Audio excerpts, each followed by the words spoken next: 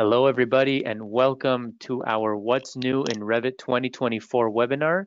We're very excited to have you here to show you not everything, but a lot of the new features here in Revit 2024. You'll see in just a moment, the list is quite extensive, but our instructor and senior AEC technical specialist, James Cuervo, has gone through the list and pointed out, or is going to point out, some of what he thinks are the most important and the biggest changes. So we are excited to get into that. Can we jump over to that next slide? Let's go over some logistics here. One more time there, if you click on it, there it is. Okay. Yes. All right, so all attendee lines will be muted throughout the presentation. If you have questions throughout the presentation, please do send those over to us in the questions box and the chat box. And we will be answering those at the very end during our Q&A session if there is time. Also, please go ahead and send us your AIA numbers along with your first and last name, again, via the questions or chat box throughout the presentation. The sooner the better, so that we're able to note those down and you'll be able to receive your continuing education credits. This webinar will be recorded. If you're here and you're registered, you will be receiving a recording via email. And you'll also be able to find that on our website and our YouTube channel a little bit later this afternoon, more than likely. And last but not least, for any additional questions, concerns, if you're interested in anything that we have to offer here at DDS, you can give us a call at 305-445-6480 or shoot us an email at info@ddscad.com. All right, so without further ado, we'll go ahead and turn it over to James.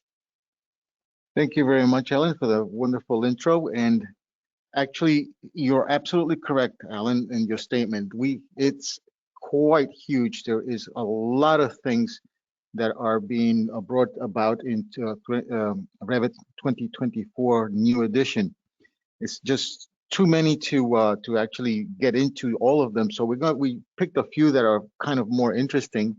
As we see here in the overview, we have features and enhancements list, which we'll be seeing. As we said earlier, they're quite extensive. We have the user interface improvements. We have project browser improvements, along with some design tool improvements and schedule improvements. The big thing that has changed in Revit 2024, where we're going to spend quite a bit of time, is in the new topology tools and the addition, or rather the access to Twinmotion through Revit for rendering and animations. With that said, we are now looking at the new features and enhancements for design productivity Revit 2024. As you can see, it's quite extensive. And if you look at the major section here, you can see that the topology tools have changed and increased dramatically. And they're actually a lot easier to use, to be honest with you. We'll also have some insights. Now Revit is now incorporating the Autodesk Insight tools, which is extremely useful when it comes down to being more efficient with the software. We have the ability to switch themes, okay? We do have additional Imperial templates that we're not going to be looking at, but you will be able to find them when you go ahead and create new. At that point, you have the two new metric and Imperial templates that are more generic, but you still have the ability to reach the more specific rather than old templates that are available in Revit. Okay, with this, let's go ahead and take a look at the next slide that shows us some of the enhancements in the simulation and analysis, which you can see is also quite extensive. We have some Revit robot link enhancements. We have importing PDFs into Revit LT and design automation in the API. Okay, we have quite, as I said, huge amounts of improvements in the simulation and analysis, as we do in the design options. As you can also tell, Dynamo has been continuing to be developed by Autodesk, including even the improved connections to the software developers kits for those of you who like to create applets for the Revit software. Okay, we have some resizable dialogues, which they are going to be working very much like the ones in AutoCAD. So we're not going to get into that. But if you look at the documentation efficiency, we have a couple that are very interesting, and I thought that would be quite worth our time to actually explore them here with you as we actually go ahead with this webinar. We have some of them being placed multiple views and schedules on sheets. We have move align to sheet enhancements, which is really, really nice. Before we used to have to delete them and then reinsert them. We have the open sheet directly from the view or from the browser. Great tool. We have the ability now to schedule our revision clouds, and we have the ability to align patterns, which is actually very, very useful, especially when we're looking at some of the pitched ceilings, for example, which is actually the example that we're going to be looking at today. So moving on, let's start with the user interface improvements. We have the new dark theme for Revit. Okay, this makes it look a lot more like the AutoCAD user interface and the Maya, and you can also apply a dark interface to the Mac. So it's much more cohesive across the board. You also have the ability to change the canvas, as you can see here in this particular little slide in the area, in this area here. You're able to change it as far as the whole interface is concerned, but you're also able to change the canvas color right there. Now, the background color is what affects this. So that means that if this is available for you to actually choose a different color, then that color will become whatever it is that whatever is associated to, whether it's dark or the light. Now, one more thing that I would like to tell you about before we actually see how this works is that the use system settings is basically equal to the light interface. Okay, so without any further ado, let's take a look and see how this actually is working. As you can see at this point, we are looking at a white interface, which is the default. And before we go, as we said earlier, there is the insight. So you have the ability to actually take a look at your insights right there. Very easy. Once again, it's the incorporation of more, I'm going to call these artificial intelligence tools, because this actually is analyzing your work and seeing how they can help you improve your productivity, as we said earlier. Now, to take a look at the change of the canvases and the way that the software looks in the user interface, if we go over here and switch it over to the open area and with the ribbon, and we can come over here to the options. In the options, we would then go to colors, and it is here that we can actually change what we need to change. You'll notice that I have the light and dark here, which I'm going to switch it over to the light to light, and that's what this is actually doing. If I go ahead and say OK, and let's go ahead and open up any part of the or any one of the drawings that we have over here. Let's switch it over to recent so we can take a look, and let's take a see, and let's take a look at any one of them. It doesn't matter. So let's go ahead and take a look at this one. Okay, in this one, you'll see once again, as I was saying, that the user interface is in lighter colors because that's the way we've defined it. And the canvas, which is what this section is called, is in light color also. You will also notice that, interestingly enough, and I really did want to point this out, is that the icons have changed a bit here in the Revit. Let me just switch over to level 1. As you can see, they're kind of a little softer in color, a little easier and more easier on the eyes is what I would like to say for these. And there's a change in the darkness of it, makes it easier. So now that we've seen a couple of these, let's go ahead and see how we can change the colors here. Go back to File Options. Okay, go to the Color section, and let's switch it over to the dark to see what it looks like.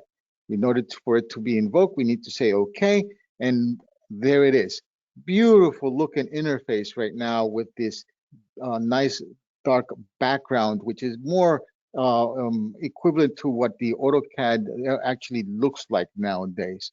Okay, one more thing that I wanted to point out, and I know this is not in a list of things, but interesting is that we have now a new section type, which is called a working section right there, which is available when you actually invoke your sections. This is actually great because I'm one of the people who actually would go ahead and create a section and call it a working section. But now we have a definite style set for the Revit. which is a working section. It's extremely useful. So once again, let's go back into the colors here and let's see if we can actually change the canvas area to a light color and leave the rest of it in the dark area. For that, we need to go back to Files and Options. And once in Options, we come back to the colors.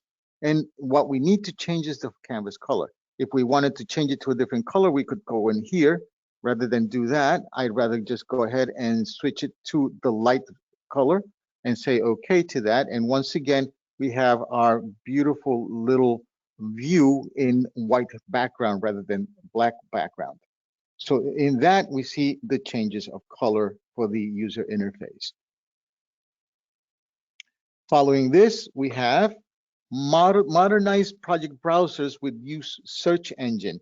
The search engine, not only does it feels like a search engine, it actually feels more like a filter, which is actually super cool because it abbreviates what we're actually looking at. And as we all know, these lists of the project browser can get quite extensive. So let's see how that works. Let's go ahead and back over to our software, Revit 2024. And as you can see, a couple of things to point out before we start to look at the search engine, which is right here, is we can see we still have the 2023 edition of the what views have been placed on sheets by depicting them in these little boxes in blue. The white boxes are obviously the ones that have not been actually placed on sheets. Okay, you'll also notice that there used to be kind of like, see this little box right here? That used to be a little box for the plus or minus, and it was not in bold, it was just in actual regular font. Now the plus or minuses here are in bold, and it's a little easier to see. Okay, and now let's take a look and explore the search engine. If I come in here and I say, let's say for example, L, you'll notice what happens. It actually goes ahead and selects every possible view that we have. That includes sheets. It doesn't matter what it is. It's whatever it has with the letter L in it. You see that? That little L is actually highlighted. Okay, it's a little easier to see the highlights here on the top ones, as you can see.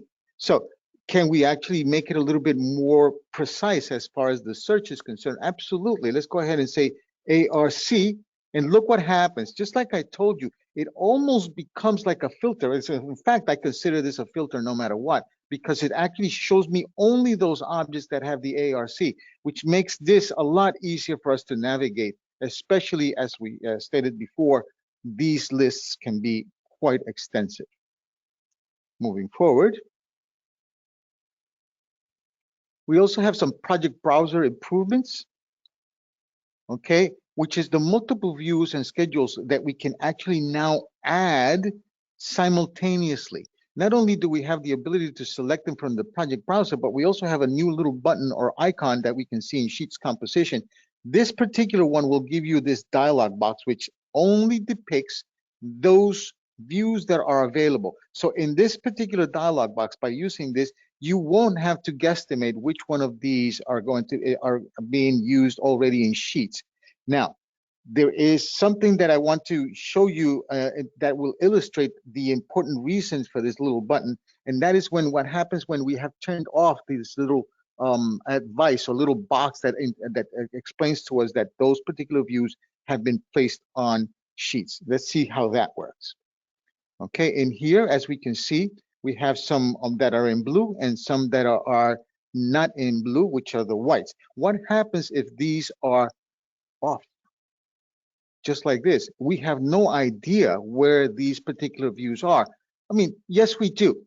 I mean, honestly speaking, we can actually go to the view, and here in properties, okay, we can actually locate what particular sheet that is in, and then we have to go and look for that sheet here in the list.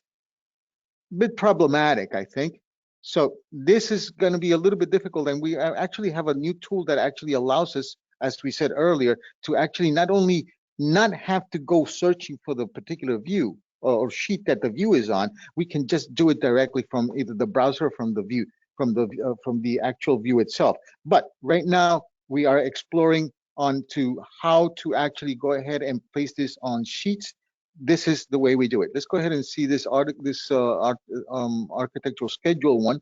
Okay, let's go ahead and place some views in here. All we have to do is come in here and look what happens. I happen to know that let's take this off for a second so we have a little bit better preview.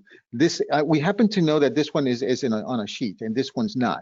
Okay, so let's go ahead and grab these two, or rather, yeah, grab these two and just pass them over. You get an error because it's telling you this view is already placed on sheet A102. It's actually telling you not only that it's placed, it's actually telling you where it's placed. And that's, we're talking about architecture 1, this level 2 rather. Okay, so that is the way that it actually tells you that this one of these particular views is actually placed on a sheet. Okay, let's go ahead, and I happen to know that the site and the roof are not placed on sheets, and let's see what happens when we actually place them. I'm just going to pull out a little bit because there's something else that we need to see when this happens. Okay, and which is just drag and drop. And what happens is you'll notice that seems to be an alignment between the two views that we just selected to place. What is that alignment? It's actually based on the midpoint of the actual viewport that we have here, aligning to the midpoint of the other viewport. So this is one way of doing this. Once again, if you don't have the particular box that shows us which ones of these have been placed on a sheet, then it's a little bit more difficult. And it is that reason why this other actual way to actually do this has been used. Let's go ahead and come back over here to the view. And in views, you'll notice that in create, the scope box is grayed out. Why? Because I need to be in one of it has to be plan views in order for the scope box to be made available. Once this is done and this is available, you can then select the scope box. Sorry, not the scope box, sorry. We're actually looking at place in view, which is, this is already placed, so it's got to be here. Here we go. Oops, the daisy. There it is. Okay, we need to be in the sheets. I'm sorry. That's the other one is actually to move them. But in the sheet here, we can actually go to the view ribbon, and we go to the sheets composition, and we go to the view. When selecting the view, we have a list of all of the available views that we can use to place. For example, let's say, for example, that we have a legend of symbols here, or maybe we have the mechanical.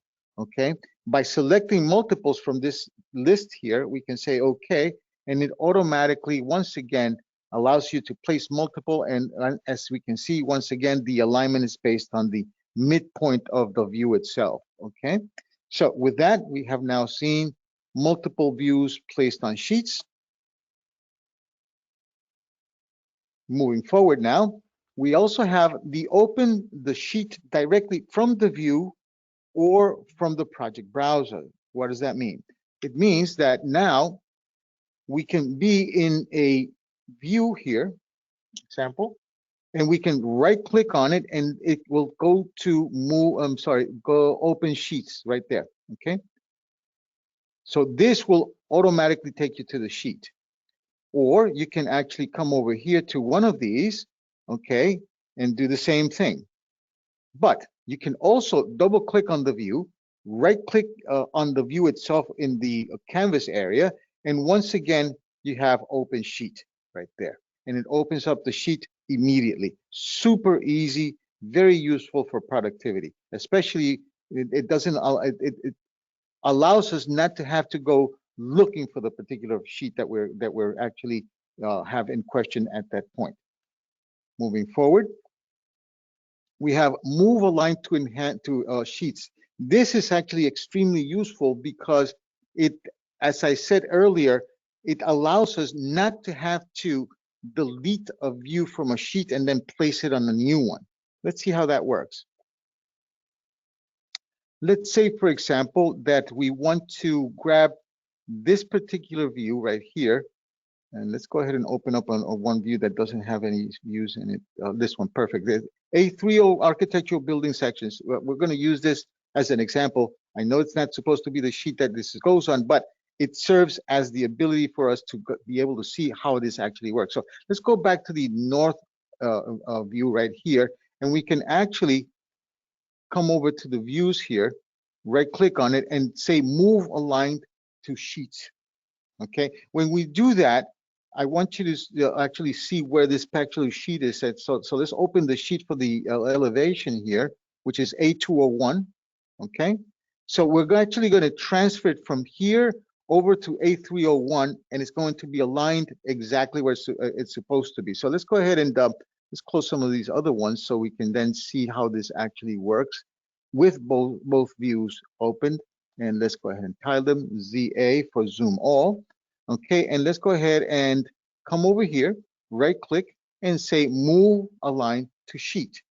It's going to ask us what sheet it is that you want to align it to. And in this particular case, we're going to put it into A301, which is right, I just saw it there, right there.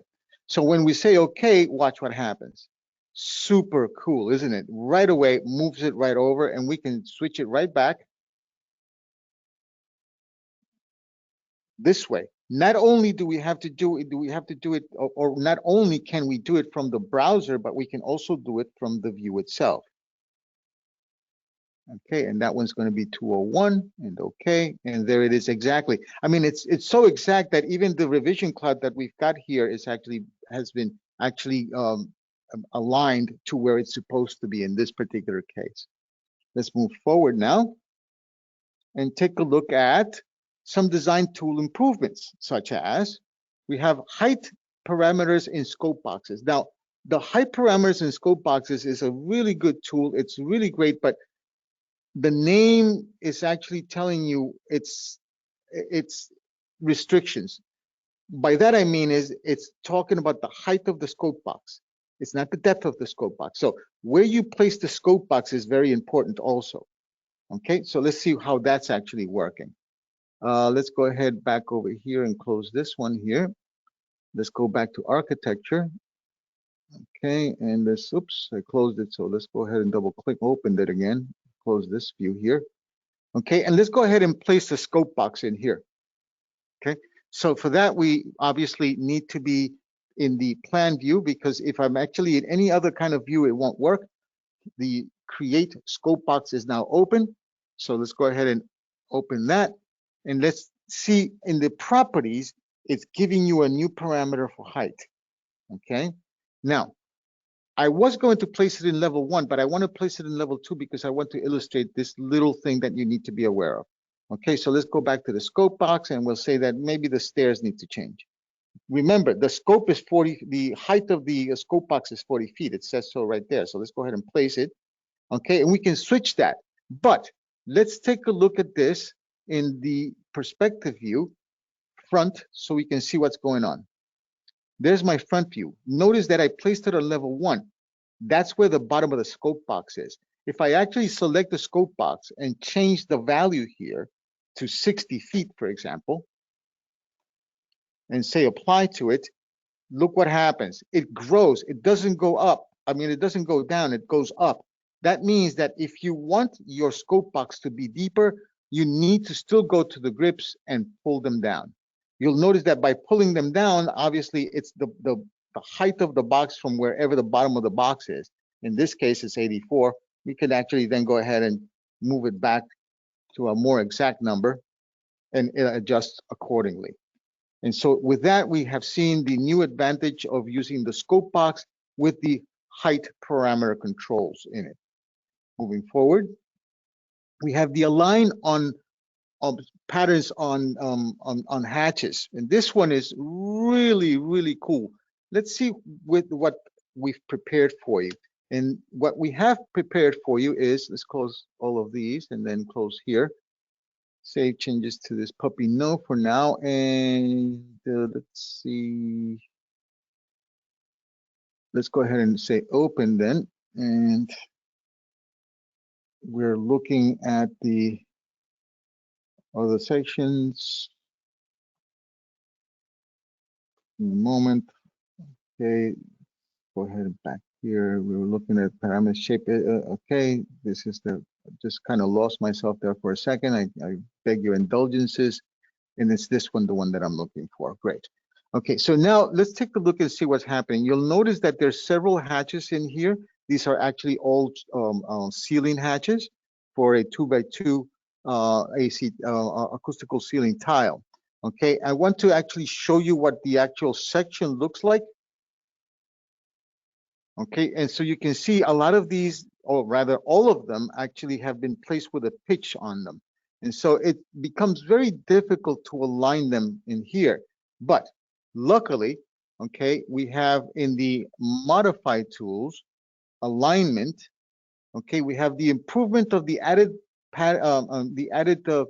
section in here or parameter called pattern, okay, and this allows us two different types of alignments. We have the entire surface or the selected faces, okay. Let's go ahead and see what that looks like.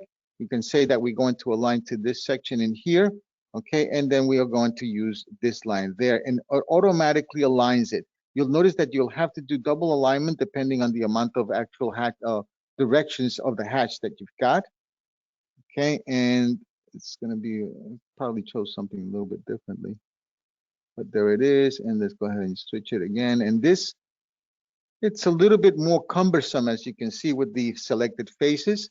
Let's go ahead and escape here for a second and undo a couple of times here. And let's do it again, but this time, rather than with selected faces, let's go ahead for the entire surface. And let's say that we want to align to this one, for example, and we want to align that one. Look at what happens. Automatically aligns just about everything. If we go into the lines here, okay, we have a little bit of a error here that it happens. And I haven't really been able to identify exactly how you're actually aligning it. But if you, as you can tell, if you have surfaces that you can align to, it automatically does it real quick. So this allows us, once again, these are not flat surfaces. These are pitch surfaces. It makes it a lot easier to do those kinds of alignments. Let's move forward now. And we set revisions to multiple sheets. Now, this one's really interesting because what happens with this one is that we need to understand where it is that the specific revision are, basically whether they are in one sheet or another sheet, and how that affects what this will allow you to do. Let's go ahead and now take a look at that. And close these here, save changes, no. Let's go ahead and open this one here. Just a second, okie dokie, and let's see how this one is going to work, okay? And let's say, for example, I believe I saw some revisions here. Okay, let's go ahead and create some revisions. And real quick here, let's go ahead and sheet L2 in the annotate section, create revision 1 here. Okay, and that's been done. There are 2 revisions. Let's go ahead and add another revision in this one here in L1. Go ahead and add a secondary revision here. Okay, and say okay. Let's go ahead and select it, change the level of revision. Okay, and let's go and make sure that this one is set to the proper one. Yes, let's go ahead and tag them both real quick. Here's tag number 1, and here is tag number 2. Okay, and let's go ahead to the sheet that these are placed on. Okay, and you will notice that revision 1, which is actually the one that is here, has been placed here automatically. Okay, so we really don't have to actually add that into our revisions. But if we wanted to, we can then go to the, without selecting anything, it's actually the properties of the sheet itself, of the sheet view. We can go to the revisions on sheets here and open this dialog box up. And you'll notice the one thing that I really wanted you to see. Yes, you can add more, but you cannot take the one that is resident, what I call hosted on sheet 1, or this particular sheet, sheet A101, which is this one. Notice that that particular revision, revision number 1, which is stated here, is grayed out. It means you cannot take it off. You can add, but the one that is on this sheet, you cannot take it off. Just be aware when you're doing this, that wherever that particular revision is on whatever particular sheet that is, you cannot take it on and off. You can add, as we just did here. Now, if I actually come over here to sheet A102, okay, This is A102. This is the other sheet. As you can see, this one already has it, but I can come over here and I have two sheets. Let me just give me a second. That's just another revision here. That is get rid of that one. You'll see what happens. You see that? Let's go ahead and undo. I would like you to actually see that clearly. You see that revision 1 and 2 are there, and so in here, both of those are grayed out. That's what I'm trying to tell you. Be careful how you actually go ahead and sort this out, okay? And that's why I actually had to come over here in order for me to illustrate that the ability to put on or off any one of those revisions on the sheet is right there. And we say okay, and now notice it doesn't show you graphically here, but it does show you in the information on the descriptions of the revisions here on the actual sheet, a title sheet, okay? So that's very important to understand and see that is working for you, how that is working for you. Moving forward now, we move into schedule improvements, where we have the ability to actually switch the actual row size. Now, what's interesting is that we were able to, in a very roundabout way, we were able to actually revise the actual row sizes in previous issues, but they had to be image row sizes. It's the only way to be able to do that. And so it would actually affect only those. Now we have the ability to select all or just the row, the ones with the actual images. So let's see what that looks like. Okay, and let's go ahead and close all of these for now. Close this one now, and let's come over here and say changes no. Let's come over here to this one here, and I want you to see where it's actually happening. Let's go ahead over to some of the schedules here, and let's go ahead into the door schedule. Okay, and in the door schedule, if we look at the properties, we do not have anything that indicates the actual ability to change the size of the rows coming across this way. The way to actually do that, you need to actually go to the sheet where the particular schedule is, select the schedule that we are looking for, which in this case is the door schedule, and you'll see it says row height available. It's available here, but it's available only because here in sizes of rows, one of them is selected, image row. But if I select none, it's not available. So be careful. Yes, you can change your row sizes, but you need to have it assigned to either all or only the images, the rows with images on them, okay? So if I want to switch them here, let's go ahead and switch them over to 60 and apply, and well, that's not what I said. I said 60. So let's go ahead and back over here, select it again. Let's go ahead and make it into a little more radical number. So let's go ahead and make it 80. Say enter and apply, and it should actually switch this row sizes. So let's go ahead and switch it to, let's say 0.5. All right, this is not coming quite as it should. And well, for some reason, it doesn't want to show it. Let's go ahead and see this one here. Oh, okay. What did I do to that one? Oh, because it was image sizes. So silly me. Sorry about that, guys. The reason for that is this.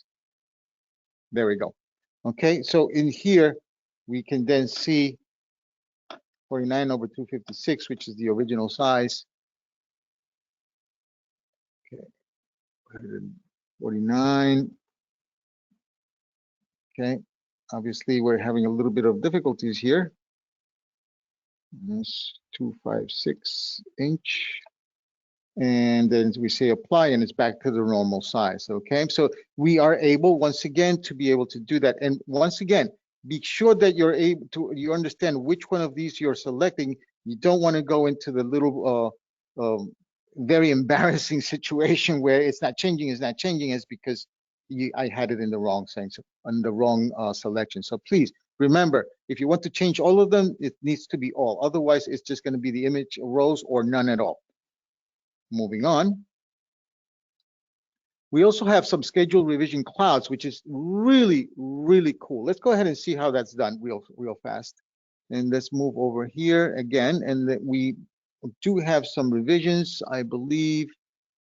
And if not, we'll just go ahead and add some. Let's go ahead and add a couple of revisions here, just for the sake of argument. Okay, so we go to the annotate to say revision here and grab that one. Okay, we'll check mark it here, revision 1. Let's go ahead and add another revision in the view here and revisions. Let's go ahead and add another one.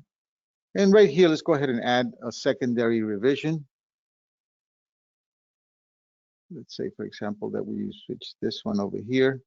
And we can, in fact, tag them if we want to, but we're not going to. We're going to go straight into the view here. And let's go to the schedules. And in schedules, let's go ahead and into the schedule quantities. And in schedule quantities, we need to look for the actual revisions. So we actually type RE. And the REs should be actually revisions. There it is. Okay, there's my revisions. We'll say select it and say okay. We'll go ahead and transfer over any particular field that we want to make available for the schedule. In this case, all. We can, as usual, we can then organize them any way we want. And once we say okay, there's your revisions. Okay, if I actually come in here and let's say, for example, this is not of revision 1, it's actually revision 2. If we go back to the schedules, once again, it's all been updated, just like regular Revit. Moving on, we have now some new topography tools, which is really what I've been dying to show you guys. This is really cool stuff. We have quite a bit. I mean, it's just so big that we're only going to be able to show you just like the tip of the iceberg. So rather than to read all of this, you guys can read this in the video that will be made available to you guys later. Let's go ahead and see how this works. Okay, so let's go ahead and close all of this and close this one. Save changes to this. No. Let's go ahead and the old demo one, which is the one that I have some interesting things happening here. And let's go ahead into our 3D view. And let's take a look at this and how it works, okay? So let's go ahead and see the topology tools that are now being completely revamped in Revit 2024 by going into the massing and site. You will notice that there is no topography tools, but there is a topo solid tool, okay? And if we open it up, you have the ability to create from sketch, which we're going to do in secondly, but we also have the ability to create from imports, okay? If we want to go to create from imports, we can then create it from an imported CAD, or if we have a CSV from a civil engineer, we can then use that in order to create the topology, the topo solid. It's not even topology anymore, it's topo solid. So in order for us to be able to see it with the create from CAD, let's go ahead and import a CAD topology or topography of drawing by going to insert. Notice that I'm not going to the linking, I'm going to the importing. Okay, let's go ahead into our little desktop here. And let's go into our Revit 2024 webinar. And we have this building. Unfortunately, I wanted to use some really interesting contours, but this came in for me without heights. So I went ahead and decided to use a different one, a little bit simpler and easier to use. So we're using the building a topo surface here. And we say, okay, now this particular topo surface is a topography surface, okay, that actually came from a previous version of Revit. We are going to unpin it so we can then go ahead and move it aside and see what we can actually do with this. Let's go ahead and pin it back so we don't move it back in place. And let's see, as I said, what we can do. By going into the massing and site, topology, create from import, and create from CAD. Well, allows us to then select the one we want. And then it tells us, okay, you have all of these layers. Which of these layers is it that you want to use for your topology? Well, obviously, it's all of the topo layers, so the major and minors, and we'll say okay to that. And at this point, you'll notice what happened. Okay, let me undo here for a second. By selecting this right now, it's a topography item, okay? But by actually switching it, it's no longer a topology item. It is now a topo solid, in which case I can come over here to the edit type, and I can go ahead and go ahead and duplicate it if I want to, but in this case, rather than duplicating it, because it's actually going to have an effect on the other little item, the little house that we have here, I'm going to go ahead and switch the earth part, okay, from 6 inches to 10 feet, okay? Notice what this looks like. Doesn't this look like exactly like a slab? And when I say okay, and okay all the way out, obviously it actually grew for the section that I wanted, which is the earth section. But what I wanted you to also see is by selecting this item, the actual editing tools look more like slab tools, don't they? Okay. The reason why is because this is actually, in a way, thought of as a slab by Revit. Okay. So can we actually go ahead and change the heights here? Absolutely. I can come over here and say add points. And then the add points that we have the ability to base it on what particular point. So in the elevation, where is it based from? We have the current level, which could be level 1, level 2, level 3, whatever level it is. We have the project base point. We know that that's one base point that Revit has. We have the survey point. This is a completely different point. Or we have the internal point, an internal origin point. Okay. Rather than use any of those, because we happen to know that 0, 0 is going to be the project base point, let's go ahead and use the project base point as the elevation base. And we'll say that we're going to add another, let's say 5 feet to that. Okay, so the points that we're going to be adding now are 5 feet above this particular point. And what is that we are noticing? We're noticing that rather than giving us contour lines, it's actually triangulating. You know, notice that, guys? But the triangulation, I do have to say, don't worry about it, because it's actually at the point where at the moment that you place in the points. Once you actually select from this to modify, you'll notice that it now has the contour lines, okay? These contour lines are actually going to be controlled through the actual type in the edit type, where we have the contour displays, and then you can define the separation between majors and minors, or you can add additional points or additional line values here that if you want so desire for this particular one. So remember, you have the ability to actually control the placement or the separation of the contour lines, but you also, as I said before, you have the ability to change all of these values, okay? Let's go ahead and say cancel that all the way out of here. So we saw now that we have the ability to control the separation of lines. Great. Can we actually make perforations in this? Yes, but I want to show you an erroneous way to do it, because it actually perforates the whole thing, and there's really no way to actually control the depth of it, and that would be through the edit sketch.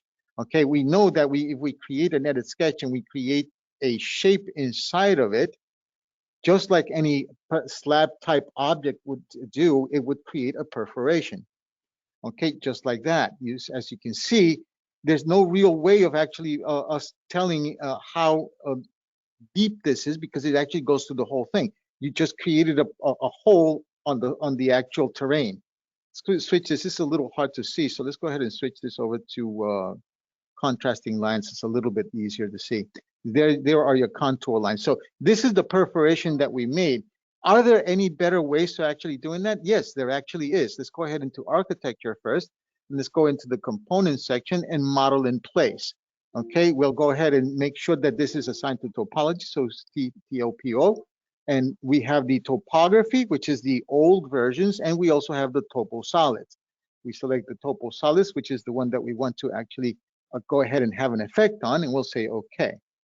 Okay, we'll give it a name if you want. We're going to go ahead and leave it at topo solid 1. We'll say okay, and we'll create a void. Let's go ahead and create a nice void extrusion, and let's create maybe a little pool here. Little odd shaped pool.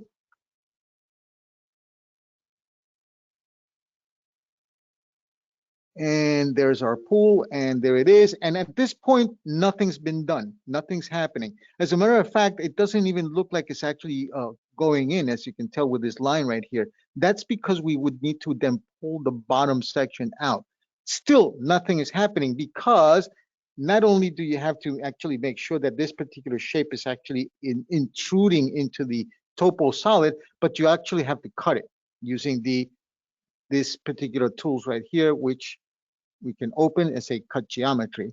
Okay, we're cutting the topo solid with this particular extrusion, and there it is. So can we actually switch the depth? Absolutely. And this is what I was trying to tell you guys. We can actually go ahead and control the depth of these particular items, which makes it a lot easier for us to actually go ahead and create what we want rather than just creating a perforation. The other way would be actually to go ahead into your massing and site. Let's go ahead and finish this creation here.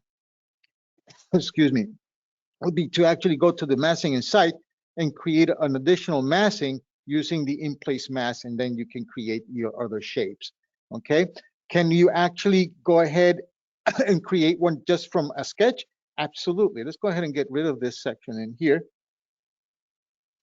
And let's get rid of this one also. I believe you have to unpin it first and then you can delete it. Beautiful. And let's take a look and see in this one. Okay.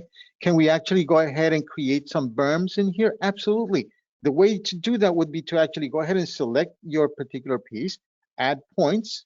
Okay. And then just go ahead and say, okay, from project base point, we're actually going to go up maybe 2.5 feet.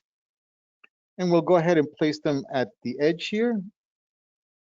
Okay, and then we'll go ahead and place one here and one here and one there and one there, and then let's say one there. Okay, and then let's go ahead and modify, and there it is, a nice little berm already set in a shape that has been defined by us. Can we make a different shape than just a rectangle? Absolutely. By going to Topo Solid, Create from New, you can use any of these tools here to create any type of shape that you actually desire for your topo solids in this particular case. Okay. Are there any other things that you can do to this? Absolutely. Let's say, for example, that we wanted to create maybe a little something in here. Oh, let's do it in the back. Maybe we want to create sort of like a little pad up here. Okay, that there is a tool for this. In the massing and site here, by selecting the actual topology, you have your subdivision, okay? Now, the only thing that with the subdivision that I found is that it always goes from the surface, the top surface of the topo solid, and goes up. There's no actual way to actually indent into the actual topo solid. I find that a little bit cumbersome, okay? Once again, you have the same drawing tools that we are used to. Let's go ahead and top here so we can just create maybe a little one here. And I'm going to make it so it kind of saddles that berm. Okay, and let's go ahead and check mark. Why do I do that? Because I wanted you to see that it actually takes the shape of it. You see this? It's actually taking the shape. So it's actually following the contours of that particular berm. We can change the materials on this anytime we want,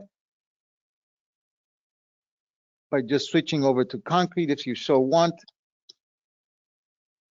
And let's go ahead and concrete lightweight. And there it is, okay?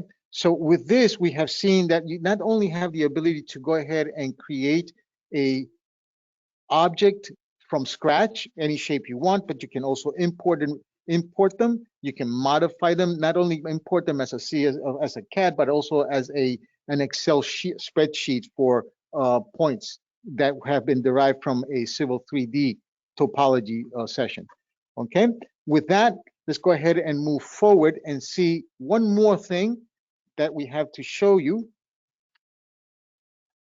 and that is twin motion integration into Revit.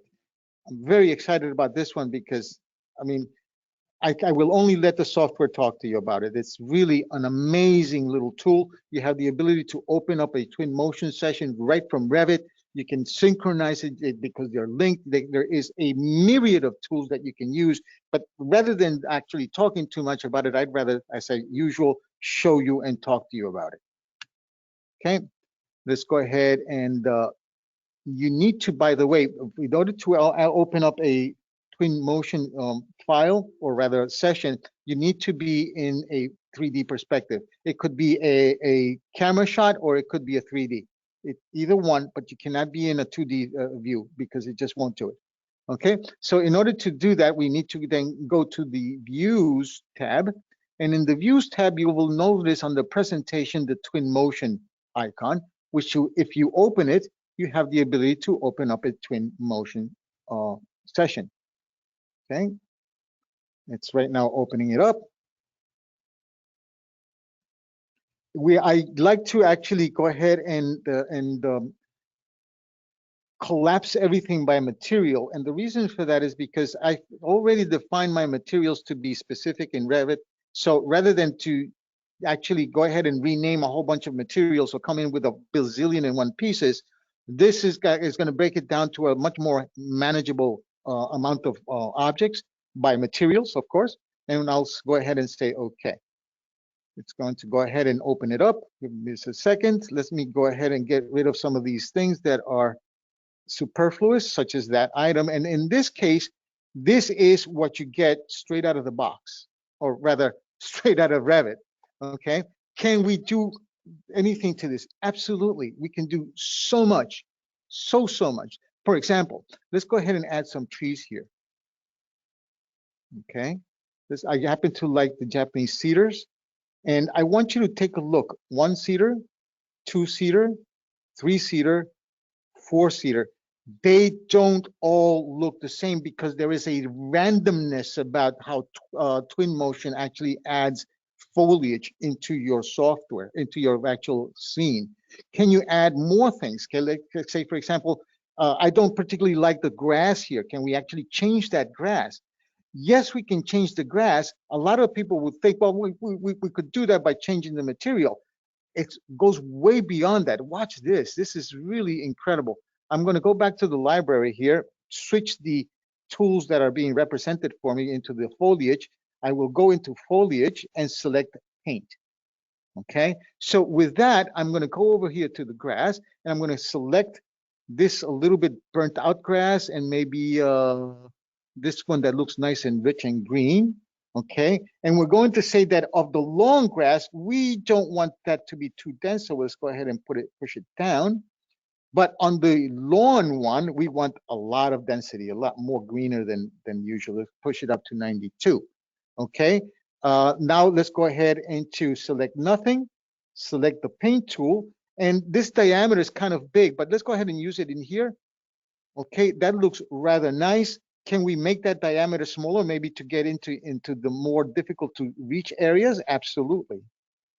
By changing the diameter here, having the paintbrush selected, I can then go ahead and do that. It's still a little bit on the tight side, so let's go ahead and make this 0.8. And now we can go ahead and place. If you make a mistake and you kind of accidentally place it where it's not supposed to, never fear, you have an eraser. Then you can go ahead and erase items, okay? Can we actually change the backgrounds on this? Actually, yes, you can. If you come over here to the HDRIs, for example, let's say use some skies, some morning or afternoon, let's say clear skies. This looks really pretty. Let's go ahead and drag and drop it. There it is. Watch this. We can change the rotation. We can change so much. We can change the weather. Oh, flooding. Okay, it's pretty funny. You can change the time of year, winter, summer, whatever it is that you want right there. Can you actually rotate this item? Okay, you can change the exposures, of course. Okay, and if you go to details, you can change the sun, you can change anything you want here, okay? And you can also change the location if you so want. In the HDRIs, we have the density, the rotation, as I was telling you before. I want the sun not to come towards my back, but I want it to come actually more from the side. I can go ahead and, well, I like that side, but I like the side that shows me the actual mirror of the actual, not mirror, sorry, the actual shadow of the trees a little more, and there we go. Beautiful little tool that we have now available for us. Can we actually add anything else? Actually, let's say, for example, I don't happen to like the glass here. The glass is a little too shiny. Can we switch it? Absolutely, very quickly. Come over here to the glasses, to the glass materials, select one, and then just go ahead and drop it in there. Okay, you can still go ahead and modify it to your heart's content and make it as good as you can make it. Let's go ahead and see, for example, if we can actually switch this material. Actually, let's say, for example, that this material seems a little bit on the dense side, on the actual wood for the garage door. We can then go to the eyedrop picker, select the actual particular material right there. Okay, and it's already been selected. It's at the top right there. I can add some grunge. That means some dirt. Okay, and I've always found that by adding a little bit of grunge to your materials, you're going to have a lot better ability to create a much more realistic scene. Can we change the scale? Absolutely, we can change the scale anytime we want right here. Okay, we can also rotate it and do many, many, many more things that are available right through the Twinmotion. This is one heck of a game changer as far as rendering is concerned.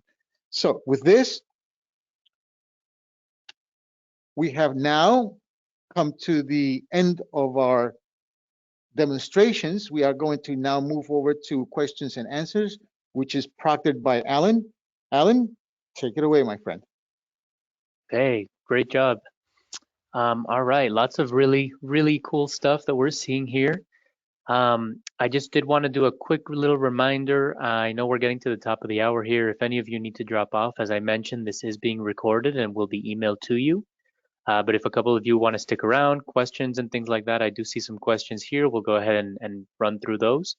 But also, please do send us your AIA numbers and names as well, because we have not received many. So please do go ahead and send those over. Okay, so the first one I had here, Jim, when using the subject function in the project browser, or I'm sorry, the search function in the project browser, Yes. it expands all views and sheets. When no longer searching, does it restore the sheets to the collapsed state, or do they stay open? Absolutely. All you have to do is, let's go ahead and go back to see it. Okay, all you really have to do, actually, yes, it does. You see this? Let's go ahead and take a look at the architecture. It expands it. Okay, let's go ahead and go back. And yep, you see that? This one was expanded. It's now closed, collapsed. Perfect. Or rather, it wasn't expanded. It was collapsed before, ARC, and then it doesn't show it, but we come back and it's closed. Let's see, take a look and see what we have in the sections. Let's go ahead and say section 3. And let's see if there's section 3. There's section 3. Let's go ahead and take it back. And let's go ahead and see where my section. So yep, that's like I said, it does collapse it back. Okay. Perfect. Any other questions? Yes. Is the align pattern only functional for 3D patterns, like filled regions that are CMU? No, it's all of them. It's actually it's for patterns in any kind of patterns. It will work. Okay, because the pattern is a hatch. Let's remember that it's really not the object. It's an addition to the actual hatch. It's actually part of the material. So we know that the materials are more than anything, in my point of view, for a better understanding in my mind, I consider them kind of like stickers that you put on a surface.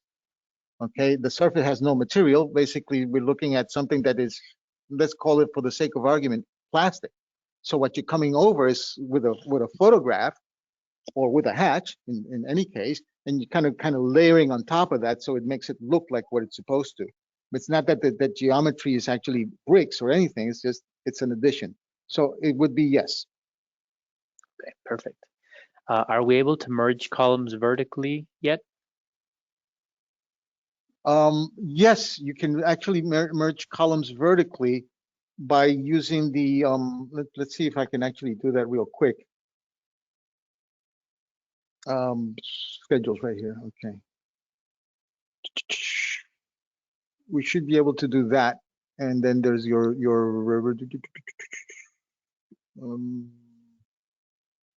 oh my God, I forgot. Sorry about that.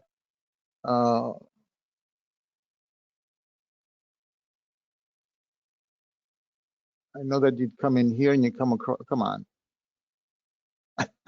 Sorry. Yeah, you should be able to insert. Where is my merge? Holy cow. I'm losing. Here it is. Okay, I'm guessing it's not. Wow. Because I know that if actually I break these up into multiples, I should be able to actually merge them up and down. Just you know, for this one, I'm going to write it down. Please, for the person who do we have the person's name? Yes, yes, Alan? yes. And he's Okay, I'm going to actually send them back something because if clarifying they're able, he's asking yes, about in the tabular schedules specifically. I don't know.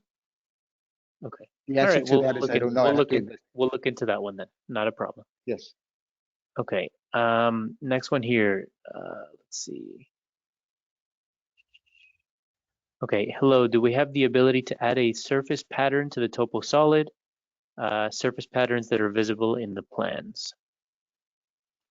Yeah, if it's material, you should be able to do that. Yes, absolutely. I don't see why not. I mean, if you actually come in here and select this item and you go to the edit type, okay, here in the structure, let's say, for example, grass, we all know that we have the identity and we have the graphics. And in which the graphics, you can go ahead and add a pattern. There it is. It's just a material. Guys, it's not an object per se. It's just like, remember, I see this more than anything. It's like a slab for the ceiling rather slab for the floor or slab for the roof. That's how I see this. And it's not that you're putting a section in there that is going to be steel and that's that. No, you're putting a space that you're assigning a material to. Same thing is happening here. And that's one of the reasons why I actually wanted to show you this is because I wanted you to see the similarities here, which this should actually click a whole bunch of lights on for you to tell you the things that you can and can't do that are relevant to slabs. That's really what I was getting at by showing you this and showing you that you can change the actual thicknesses. You're not stuck with these materials. You can put in there whatever. As a matter of fact, civil engineers would love it because they can actually create all of the levels and layers that they do for their grading of their roads. Okay, so this is quite much more extensive. Don't just look at it in the fact that you only have 3 things available. You can add in and insert anything you want. Okay. Any other questions on that? Yeah, let's. There's a couple more here. Let's just do these last two real quick. Okay, is Twinmotion free to download with Revit 24? Yes, it is. And this one is a really good question, and I'm glad that you asked that one. Twinmotion is free to download, but you should download it from the Autodesk site. Do not download it from the Unreal Engine site because it hasn't worked for me. If I tried to open the one that I actually, because I've been an Unreal and Twinmotion user for a little bit, so I actually tried I've had a copy of that for a while, and I actually left that copy and tried to open it from Revit in that copy, and it wouldn't do it. I actually had to uninstall it, reinstall it from the Autodesk site, and then it worked like a charm. Okay, perfect. Any more? Yeah, let's do this one, and then we'll go ahead and close off here. Does placing items basically in Twinmotion affect the model, or is it strictly for the rendering view? It's strictly for Twinmotion. As you saw, the Twinmotion model is still here. Okay, yes. And I already have trees, and look, oh my God! Every time I open this thing, I see beautiful. Look at the snow on the pines. It's just gorgeous. No, whatever is here is here. Whatever you imported, yes, but whatever is here. For example, let me just real quick. Let's say, for example, I wanted to get rid of this. Let me see if I can see it in the back here.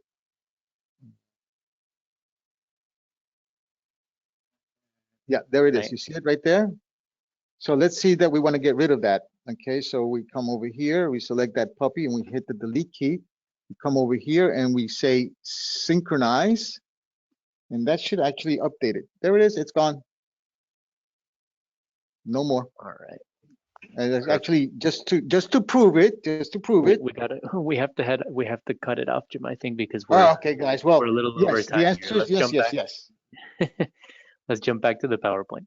Sorry, guys, I get excited and I get all because I you know, as you guys can tell, I actually love this stuff. Okay, and that's the end of our questions and answers. Yeah, let's jump to that next slide, please. Okay, so thank you all so much for being here, and for those of you that stayed a little late, um, we do want to go ahead and mention that our blog is live. We will be adding some information to that blog soon here with regard to what we covered today. So please do go ahead and check that out. You can find that at the link on the screen.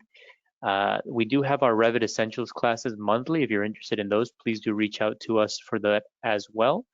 And then let's see, we can check out our website for more information about our products and services that we provide.